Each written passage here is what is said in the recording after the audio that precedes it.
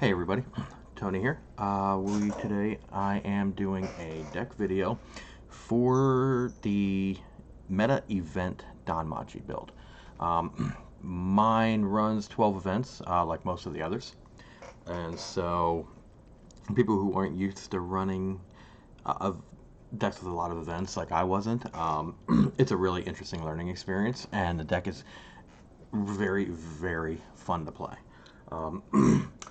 I'm going to start off with some supplies since I'm a huge Hestia simp, so if you don't want to see the supplies, you can go ahead and skip forward a little bit. I typically use this as my center marker. It's just locals. Not really worried about using a Weiss card as a center marker usually, as long as it doesn't actually interfere with gameplay. So I have the official go first, go second cards that I use with the deck. I use these with the my 12 choice eyes deck as well.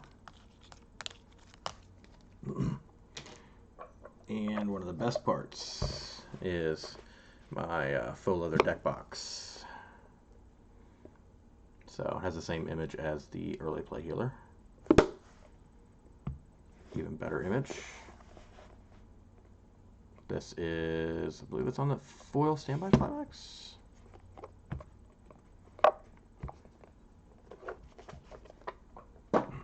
And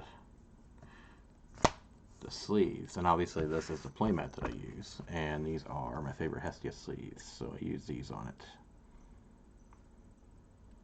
it. But getting on to the deck video, as usual, we are going to start with level zeros, and we start with a Tiona, one of the Amazon twins. This card has the Climax swap effect. So, on play, pay one, ditch a Climax to your waiting room so you can salvage a different Climax from your waiting room. I'm huge on Climax swappers. I love them.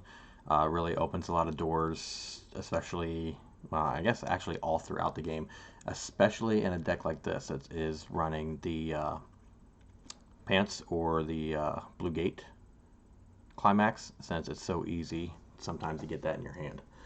Her other effect is a level swap. So this is in your level. When you play her to the board, you can swap a card in your level with a card in your waiting room. Not super important in this particular build. It's really useful when you have experience conditions, but at the same time, if you have one of those bad games where nothing is going right and you just can't get red into your level for some reason, throw this on the board, do your Climax swap to get your red gate Climax if you need to, level swap to get red in your level, and you're ready to go for level 1. Alright, our next level 0, Bell. Kind of like a Ricky, kinda.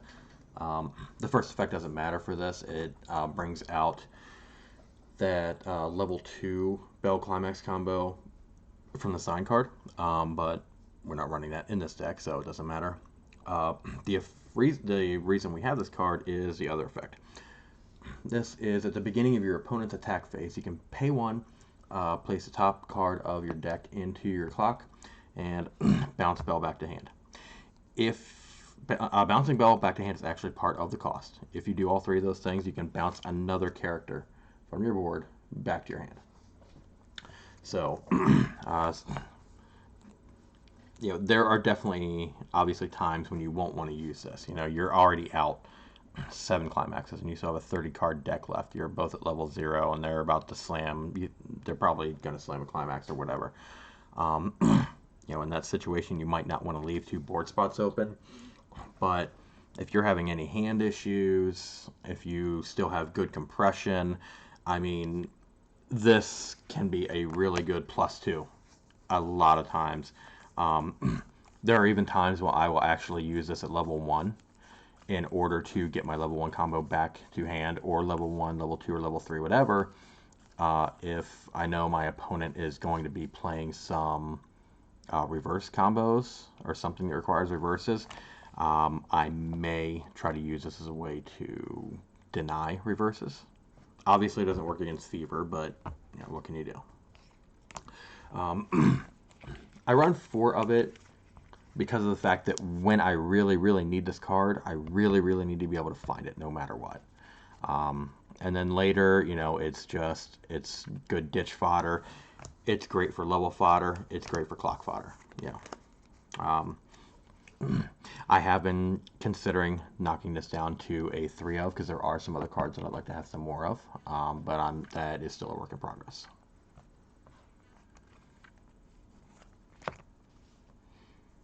And next, we will get to our Hestia Brainstorm.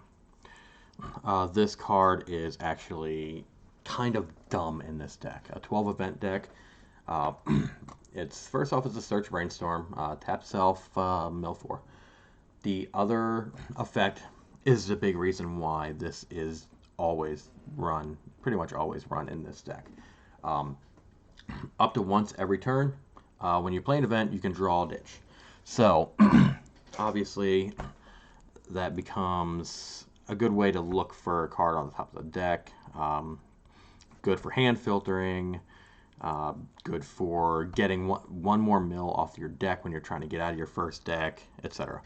And so, 2 really good effects on 1 card. It's no wonder why this is one of the more expensive cards in the set, especially this SR. This card also sets up a number of things that you can do, especially since you're running 12 events. Many turns, and you're on your opponent's. This also works on your opponent's turn. And so, you know, you drop an event, you do the effect, and then you get 1 more mill off the top or whatever. Or possibly you play a counter event because that lets you mill 4 cards. This will get you another mill when you are just completely deck screwed and your opponent is just about to have their way with you. Moving on to our next level 0. Another very powerful card in this specific deck. I love this card. The first effect on this card is on play, you can mill 3. If there's an event there, you may add it to hand. If you add a card to hand, ditch a card from your hand to your waiting room.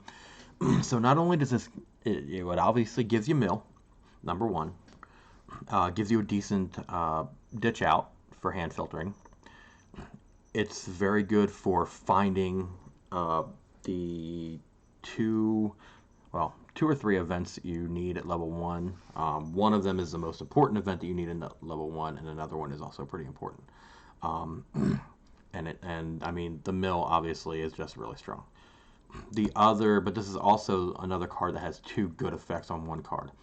The other effect is on play, you choose one of your opponent's characters, and until the end of their turn, that character cannot move to another spot on the field. So, you know, you're playing against an 8 standby or 12 standby, whatever deck, and your opponent just dropped a 1/1 in the back row on their turn. Slam her, select that 1/1 in the back row. That 1/1 cannot move up to the front row. So this can possibly help you to avoid when your opponent gets that huge board advantage by up to a turn, maybe 2, depending on how things go. And then of course, later in the game, you can also use this to stop a 3-2 or a 2-2 at a standby or early play into the back row from being pushed up. Can stop them possibly from moving their center stage around the way they want to. There's a number of things that a smart player could do with the second effect on this card. And our last level 0. This one could be a bit contentious. A lot of people prefer playing the box promo. Personally, I prefer the shop promo over the box promo. This shop promo is on play, pay 1, ditch 1, look at the top 3 of your deck, add a card to hand. So 1, you know, pays out climaxes in your stock, of course. 2, it's a good ditch outlet. 3, it's another good mill. Get climaxes or events or level 1 bells, whatever, in your waiting room. And then, of course, being a card, you can actually, of course, add climaxes and events to your hand. So it's a good way to get whatever you want. And then the second effect is also a decent hand filter and ditch out. The second effect is a event swapper. So you can pay 1 stock, ditch an event from your hand to salvage an event from the waiting room. You have the level 1 blue event in your hand, and you don't need it, but you need the 1/0 red event instead. Do this, and you have everything set up just the way that you wanted at your first level 1 turn. So, I run these both as a 3-of because they are useful throughout the game for me. The great ditch out, the great mill, helping you to either find what you want or get something that you want into your waiting room. So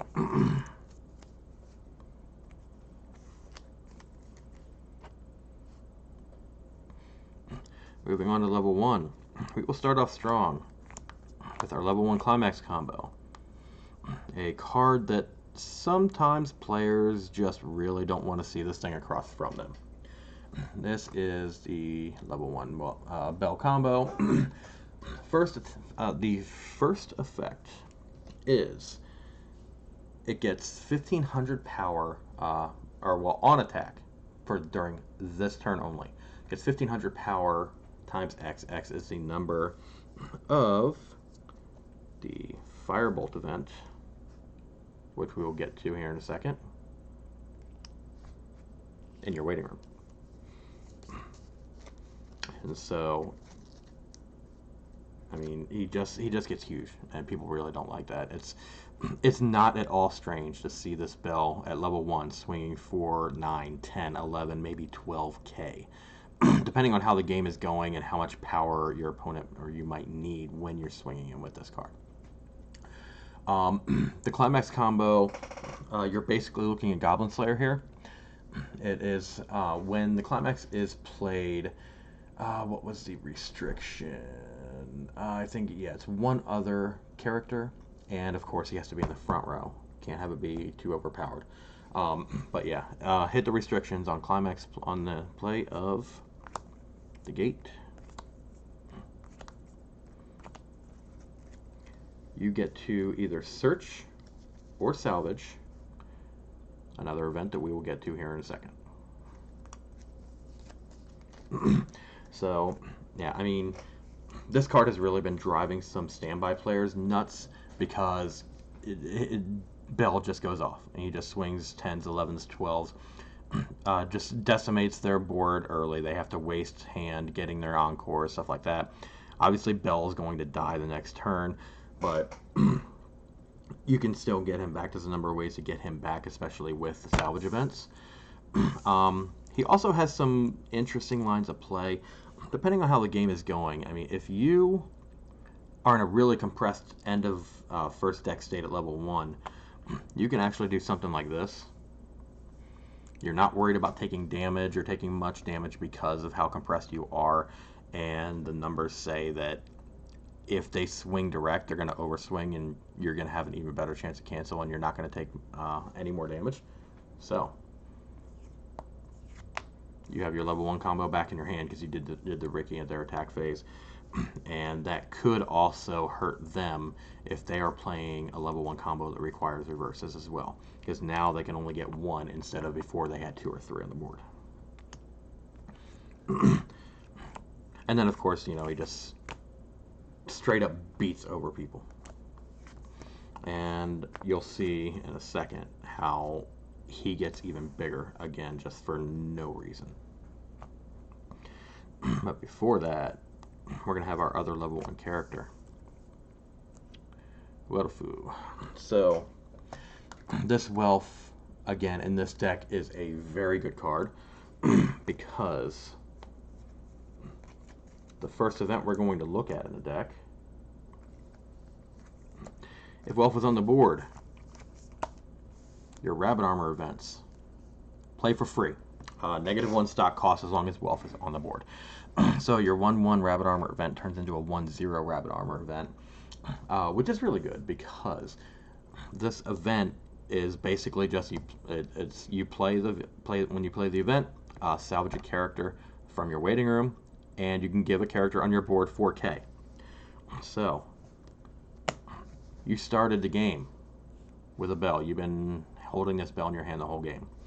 Play the bell. Play a Rabbit Armor. Salvage another bell from your waiting room. Bump 4K. Now your bell is destroying 2/2s. I mean, he's even getting to the point where he's uncounterable against 1/1s and 2/2s and against some decks, and it's just stupid. And again, you just did that for free because you have your wealth on board. Even when you can't get wealth on board, this is still sometimes a really good play, even with the stock cost.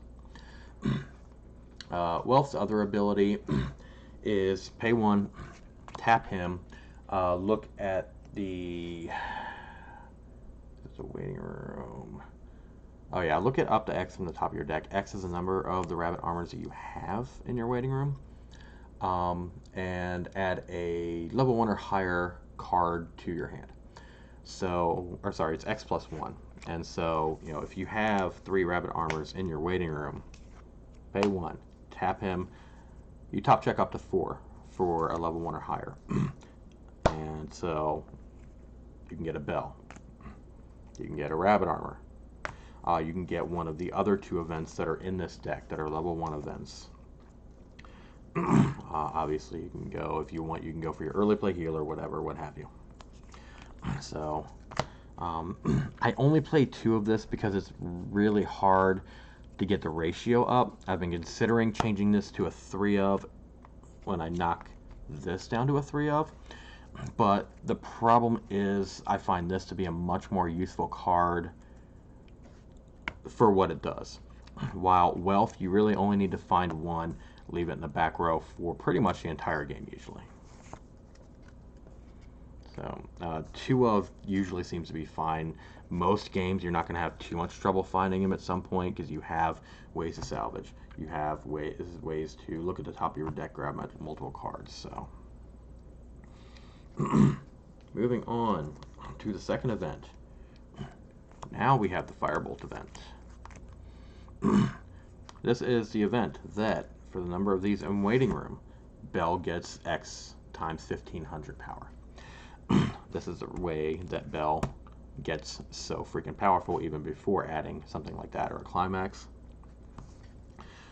This event, on play, you can salvage a character from your waiting room up to level X. X is the number of bells that you have in your waiting room. So this is, I mean, the synergy between these 2 cards and the number of just straight up gimmicks that you can do are actually pretty dumb again.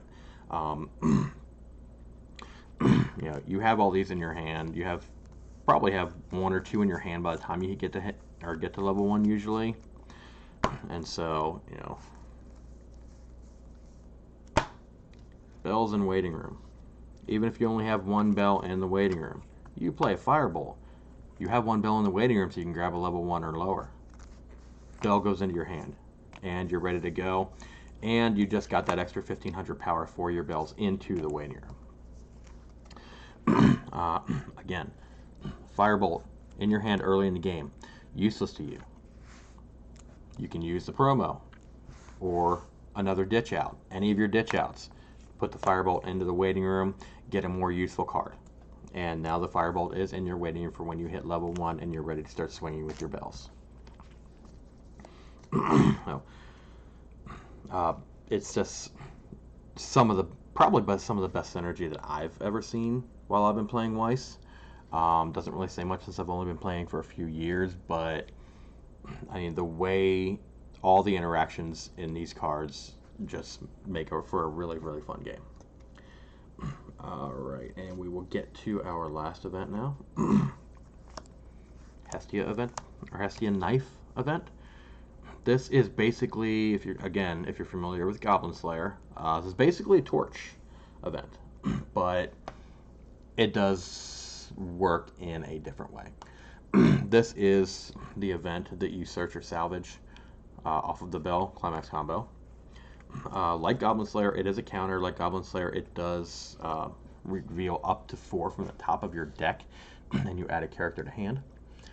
The differences are different restrictions and non-restrictions. This can be played without color restriction. So you can play this in any Danmachi deck that you want if you really want this card in there. You can play it in 12 choice eyes with no other blue cards if you want, but we get to the restriction here. You have to have a Hestia or Bell in the card name on your board in order to play this from hand. That's only one of the 2 restrictions. The other 2 restriction is that you have to have a Bell in the name on the board in order to play it as a counter. These restrictions don't matter in this deck because most of the builds of this deck only have like 4, 5, 6 cards characters that are not Bell or Hestia, or at least have Bell or Hestia in their names. You're never ever pretty much worrying about the restrictions on this event unless things have just gone horribly wrong. And then even then, I mean, you're usually at least going to have Hestia in your back row, or some kind of bell somewhere, because there's so many bells in here in the first place. So I mean, all 3 of the events, obviously, they let you get good cards and useful cards in your hands. This one pumps. This one gives great mill if you're in a bad deck state. Obviously, you can combine these to just go really deep into a bad deck on your opponent's turn, and try to either fix your deck or just deck out so they can't just do stupid amounts of damage because you're all 8 climaxes and you have 12 cards left in the deck or something like that.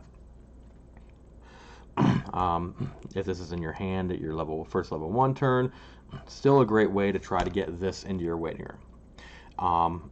It can also mill bells into your waiting room. So then the Firebolt you've been holding since level 1, you can use the Firebolt to grab the bell, and now you're ready to go, and the bell's going to be bigger too.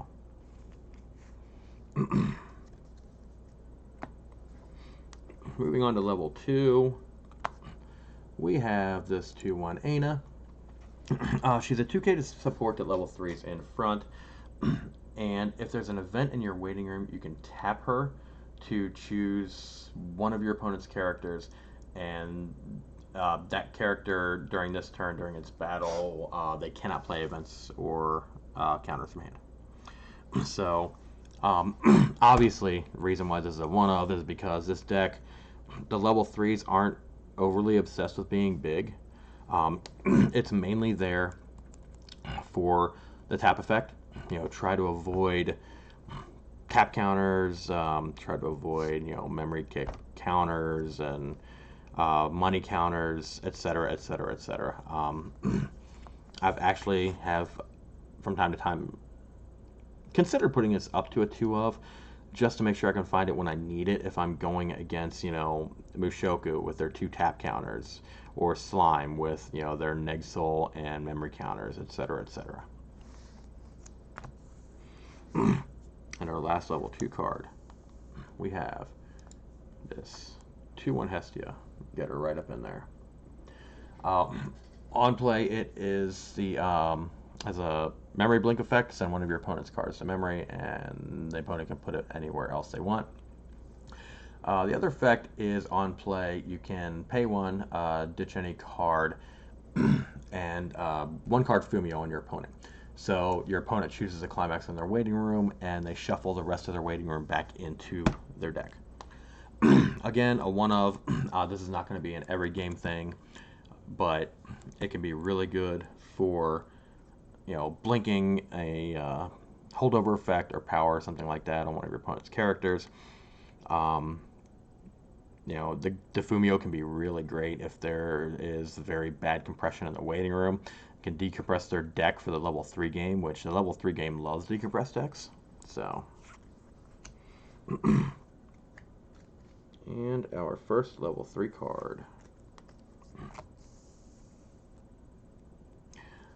Cute little Hestia card. This card is my choice for the early play healer. I like the Bell early play healer, but I really prefer this one. The early play condition is simple. As long as you have the Brainstorm in your clock, she early plays. She also gets a bit of power. Continuous 500 for each other, so she's a continuous at least an 11k. So, you know, if you need a little extra power for some reason, okay, she's got that. You throw a rabbit armor on there, she's even bigger. You know, if you really need some power, I mean, one of these and a couple bells, and you can just get the stupid power levels if you really need to in the mid game for some reason. And on play, she actually heals the bottom of the clock to the waiting room and not the top. So, interesting little gimmick. It's really great because you clock this at your first level 2 turn, you play her, you don't necessarily have to lose your early play condition right now, and so she might still be there when you're your next turn at level 2 if you get another turn at level 2. All right, and moving on to our final character, our level 3 Climax Combo. Another very cute Hestia to simp on. First effect, her power comes from the back row. She gets 1k for each of your back rows. So, you know, continuous 10-5 as long as the game isn't going really badly for you. It's not a bad power level. It's not great, but it is almost always enough to do the job, especially when you don't need a reverse on your combo. Her second effect, she is a stock healer. So when you play her, ditch a card from hand, heal to stock. So that makes the second copy of her basically makes it cost 1 stock instead of 2, and of course you get the heal out of it. So really useful card. We're gonna get to the Climax Combo. A lot of people think it's not very strong. I disagree, but on attack, if this Hestia Pants is in your climax zone, you choose one of your characters, it gets 1 soul, and an effect that can only be activated up to 1 time per turn. On the turn she is played, when her damage is canceled, burn 2. So, a lot of the times what you're really looking to do here is, and again, the reason why, main reason why we run the Fumio, you're probably going to be swinging very big, 4s, 5s, 6s, 7s with this Hestia. And so, if they're decompressed, great. They might take almost a level of damage in 1 attack. You don't get your burns, oh well. You just, you know, just hammered your opponent. If they do cancel, then you're throwing out smaller packets that are much easier to hit with, and multiple of them. So, you know, you swing for 5, ping off a climax, get a burn 2 out of it, and it hits. Okay, cool. One course of play that I've seen a bunch of times, and I've used it a couple times, is, you know, you have 3 Hestias out. Okay, swing, give it to this one. Swing, give it to this one. Now this one is swinging for 2, 3, 4, 5, 6 when she gives herself the soul and everything. So, you know, with the soul trigger, she is swinging for 6 or 7. If it hits a level in 1 attack, I'm fine with that. Opponent, decent chance they're dead. If it doesn't, I get 3 burn 2s off of it. Smaller packets that are much more likely to hit, and we're still trying to push an entire level of damage. Another course of play with this, you know, you're going against tap counters, you're going against memory kick counters, you're going against whatever can really screw everything up for you. Okay, sure. We're going to side here, give it to there, side here, give it to there. You know, tap counter doesn't matter anymore. If you're worried about money counter, you can always use this, and her stuff is going to go through anyway. And if your opponent's in dire straits, you know, you get them right up there. You only need 1, 2, 3 damage to kill them. I mean, you're stacking soul, and you might not even want to do the Climax Combo. You might just, okay, cool, attack, give it here. Side for exact lethal. Doesn't work, give it here, side for exact lethal. A lot of times, you're probably not going to do that anyway, because, I mean, you're getting a burn too if they cancel the front attack anyway, so it doesn't really matter, but it can come up in some situations. And so, again, if you really need to power over something, you have this 4K buff just sitting around in your waiting room or in your hand just for no reason. And sometimes you may be holding one of these all game because you know at some point you're going to need that buff. You can easily have multiple lanes swinging for 15, 16, 17, 18K with this deck, and just power over stuff. They might still get their effect off, they still have their hand on court or whatever, but your opponent won't be able to maintain both an overpowering board and hand state if you can swing hard enough to get by their counters and make them do hand on court or whatever else, or force a counter out of their hand when they would rather keep it till later in the game. I love the deck. I think it's incredibly fun to play. It can be extremely complicated to play. I probably won't be able to play this in high-level competition just because of the fact that I have some trouble keeping track of these. You pretty much have to know as well as you can where all 12 of these are at any one time. And for the most part, you also need to keep track of the 4 bells because of the firebolts. And so keeping track of all 16 of these cards at all times is a lot of trouble for me because I'm constantly thinking and rethinking and calculating and recalculating and, second guessing myself nonstop. But for faster players who don't think that much or have a very much better memory than me, and they just always remember where everything is, that's a really, really fun deck to play. There's a lot of interactions. There's a lot of stuff. It's still basically solitaire, but there's a lot of stuff you can do on your turn with this solitaire, and a couple things you can do on your opponent's turn as well. Again, this just stupid high power levels that it can get to can really cause a little bit of trouble in our current 8 standby meta. This is not going to be, number 1 or number 2 deck, but if you're in a room with all that 8 standby, if it goes well for you, you can really tear some people open with this. Maybe not as bad as with Information Warfare, but Information Warfare doesn't work against other decks. It only really works against a standby. Probably going to see possibly this and Hololive start taking some bites out of the English 8 standby meta when they come out this summer. It'll be really interesting for me to see how this deck fares in English, since so many people think that it is supposed to be a bane for 8 standby, 12 standby Nino with the new Quint set, 8 standby Mushoku, 8 standby Slime, etc., etc., etc. So that is all that I've got for now. I'm going to continue simping on Hestia because she is one of my favorite girls ever.